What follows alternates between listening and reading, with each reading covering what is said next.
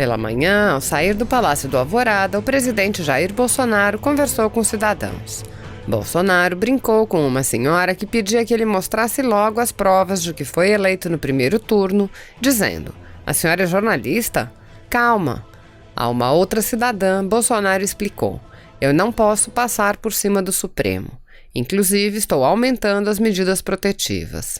O presidente apontou que o número de desempregados que tinham empregos formais já se aproxima de 10 milhões e afirmou: "O Brasil não está em crise ainda por causa dos R$ 600, senão o pessoal já estaria com fome. Já estou vendo matéria nessa imprensa aí falando do desemprego. Vão querer dizer que eu sou responsável pelo desemprego." Pelas redes sociais, Bolsonaro mostrou ações de seu governo. Bolsonaro disse: 1. Pequenos negócios de todo o país enfrentam problemas com as restrições comerciais. Para ajudar neste momento, o governo federal promove a interação desses empresários com startups. Iniciativa conjunta do Ministério da Ciência, Tecnologia, Inovação e Comunicação com o Ministério da Economia. 2. A Secretaria Nacional do Consumidor do Ministério da Justiça e Segurança Pública recomenda às empresas aéreas a prorrogação imediata do prazo para expirar os pontos acumulados em programas de fidelidade. 3. O Ministério da Educação lança o novo SAEB. A prova medirá o rendimento ano a ano do aluno e será aplicada para todos os anos e séries a partir do segundo ano do ensino fundamental. O governo federal entrega mais unidades habitacionais em Ivaí, Paraná, Itariri, São Paulo e Capital, São Paulo. São 419 moradias, beneficiando mais 1.679 famílias de baixa renda. 5. O presidente da Confederação Nacional da Indústria, Robson Braga de Andrade, destacou ontem a importância da retomada da indústria e das atividades econômicas no país. 6. Com o início do verão amazônico, os serviços de manutenção na BR-364 do Acre são intensificados pelo Exército Brasileiro e pelo DENIT. Os trabalhos feitos em parceria são realizados no trecho entre Rio Branco e Sena Madureira. 7. Mais produtores de 23 cidades de Mato Grosso vão integrar programa federal que fomenta a agricultura irrigada. Com 254 mil hectares de área, o Polo de Irrigação Sustentável do Sul de Mato Grosso passa a fazer parte de estratégia coordenada pelo Ministério do Desenvolvimento Regional. 8. Boa notícia, Paraíba. O governo federal retomou obras na BR-230 com o Exército Brasileiro. Construção de terceira faixa, viadutos, passarelas e marginais no trecho Cabedelo-João Pessoa. Muito mais detalhes de obras em todo o Brasil, siga o Ministério da Infraestrutura. 9. De acordo com o balanço do Ministério das Relações Exteriores, até o dia 2 de maio, 19.311 brasileiros já tinham sido repatriados. O Itamaraty envia alertas por meio dos perfis da embaixada de cada região, informa pelo portal consular sobre voos de volta ao Brasil e medidas de apoio aos brasileiros. Quem ainda estiver no exterior pode pedir ajuda pela internet. Nós precisamos agora já planejar o retorno, quer dizer, nós não podemos daqui a 1 mês, 2 meses, na hora de retornar, não ter nenhum planejamento. É preciso que a gente planeje essa volta de maneira organizada, de maneira tranquila, mas que o país volte a funcionar normalmente, porque as pessoas não vão aguentar ficar também sem trabalhar em casa, e o governo também precisa, o país precisa desse trabalho. As ações para garantir o abastecimento do país durante a pandemia de Covid-19 foram detalhadas hoje pelo ministro da Infraestrutura num seminário pela internet. Medidas para garantir a logística de abastecimento da população durante o isolamento social estão entre as prioridades, segundo Tarcísio de Freitas.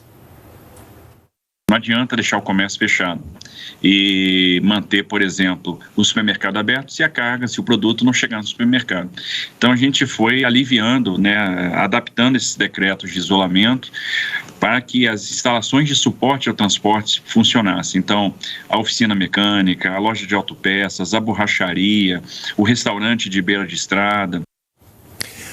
Em São Paulo e aqui no Distrito Federal, o uso de máscaras de proteção já é obrigatório em locais públicos, mas o uso inadequado pode aumentar o risco de infecção. As máscaras impedem a disseminação das gotículas de saliva pelo ambiente e o contato com elas. No caso das feitas em casa, dê preferência às de algodão, com 2 camadas de tecido. Elas são reutilizáveis e individuais, mas antes de usar, tem que limpar as mãos e adaptá-las bem ao rosto. A máscara de tecido, ela não protege contra infecção. Ela apenas reduz a quantidade de partículas que a gente deixa ao falar, ao espirrar ou ao tossir. Apenas o uso de máscara ela não é suficiente para a gente prevenir a transmissão das infecções. Existem outras medidas importantes, como a higienização das mãos e a etiqueta respiratória. A proteção dessas máscaras dura em média 3 horas, que é quando elas começam a ficar úmidas. Mas tem muita gente usando errado e contaminando o tecido bem antes disso. Por exemplo, assim, quando abaixa a máscara deixando o nariz descoberto ou quando solta uma das tiras ou coloca no pescoço. E também não pode ficar tocando na parte da frente da máscara. Se for ficar muito tempo na rua, carregue sempre uma máscara de reserva. Na hora de trocar, guarde a usada num saco plástico e ao chegar em casa, higienize corretamente. Deixe de molho por 30 minutos numa solução com água sanitária. Depois lave com sabão neutro e coloque para secar. Passe ferro e guarde a máscara novamente num saquinho. E atenção também na hora de descartar. Nas nossas residências, as lixeiras elas têm que ser acondicionadas em sacos para serem disponibilizados para que aqueles que vão coletar o lixo, eles tenham segurança de que aquele lixo está bem acondicionado. Segundo a última atualização do Ministério da Saúde, o Brasil tem mais de 48 mil pessoas recuperadas da Covid-19 entre os cerca de 114 mil infectados.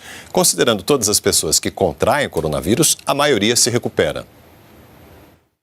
De cada 100 pessoas, 80 não vão desenvolver nenhum sinal e sintoma, mas pegou a doença, foi infectada. Vai ter uma doença leve, sintomas bem brandos. 20 vão precisar de algum tipo de atendimento mais especializado, internação, vão ficar. 5 vão precisar de respirador, ou seja, vão se agravar. Obviamente, todo esse restante que recebeu alta e que não foi nem para o hospital, foi curada. Então, o número de curados é imensamente maior do que o número de pessoas que evoluem para caso grave.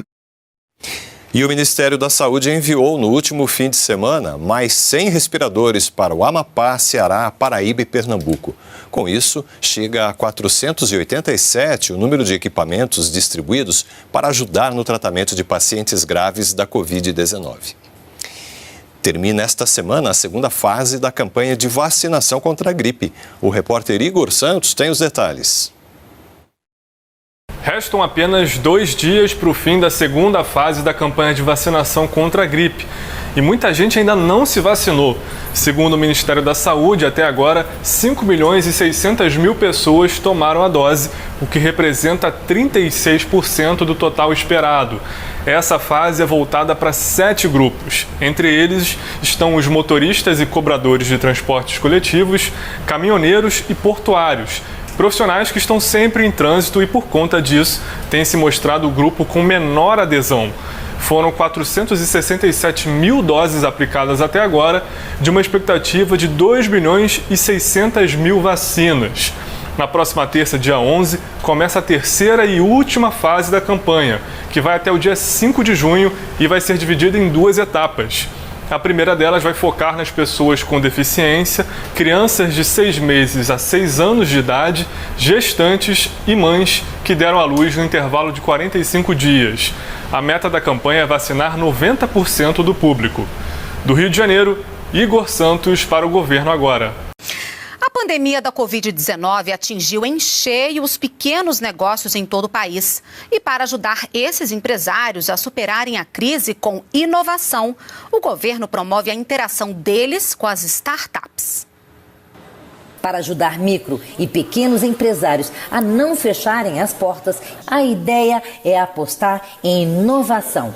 com a ajuda das startups. O Ministério da Economia, por meio do Inovativa Brasil, fez um mapeamento das startups com soluções ligadas à Covid-19. Foram identificadas mais de 700 alternativas envolvendo saúde, gestão e educação à distância. Agora estão sendo promovidos encontros virtuais entre as startups e os futuros clientes para encontrar as melhores saídas. A gente agora começou a realizar as apresentações ligadas a soluções para micro e pequenas empresas. Então, realizamos já um ligado a vendas online e também a delivery e logística. Mas nas próximas semanas vamos realizar demo days ligadas à área de finanças, gestão de pessoas, gestão de fornecedores, entre outros. Nelson Suaer é sócio fundador da Handover, uma plataforma de armários inteligentes. Com pouco contato físico com o produto, o risco de contaminação na entrega é bem reduzido. Hoje nós somos procurados por micro e pequenas empresas que buscam soluções inteligentes para reduzir o custo das suas entregas e ter mais capilaridade, ou seja, mais presença nos grandes centros das cidades. Solução para a empresa de Leonardo Lorentes, que trabalha com entrega de documentos, produtos e alimentos. A possibilidade de utilizar armários que possam ser abertos tanto pelo bike, utilizando um QR Code, quanto à distância via web, nos ajuda muito a estar em todos os pontos da cidade. Para participar da iniciativa, basta se cadastrar no site do Inovativa Brasil.